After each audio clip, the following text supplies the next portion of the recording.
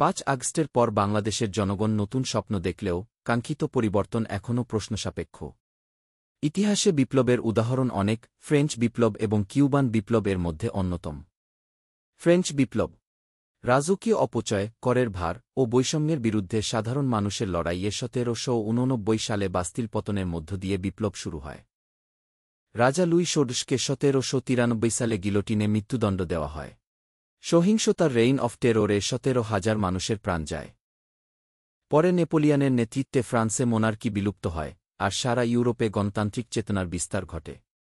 Cuban বিপ্লব ১৯৫৯ সালে Fidel Castro বাতিস্তার দুর্নীতি ও দারিদ্র্যের বিরুদ্ধে সফল বিপ্লব করেন। কাস্ট্রো সরকার শিক্ষা ও স্বাস্থ্য খাতে বিশাল উন্নতি আনে, যদিও চে গেভেরার অর্থনৈতিক নীতির ভুল, আমেরিকান নিষেধাজ্ঞা ও মিসাইল সংকটে দেশ সংকটে পড়ে। পরবর্তীতে রাউল কাস্ট্রোর সংস্কারে কিছুটা স্থিতিশীলতা আসে। শেষ কথা, বিপ্লবের তাৎক্ষণিক ফলাফল কঠিন হলেও দীর্ঘমেয়াদে শিক্ষা ও সামাজিক উন্নয়ন এনে দেয়। ফ্রান্স থেকে কিউবা, প্রতিটি বিপ্লবী প্রমাণ করেছে জনগণের লড়াই ইতিহাস বদলে দিতে পারে।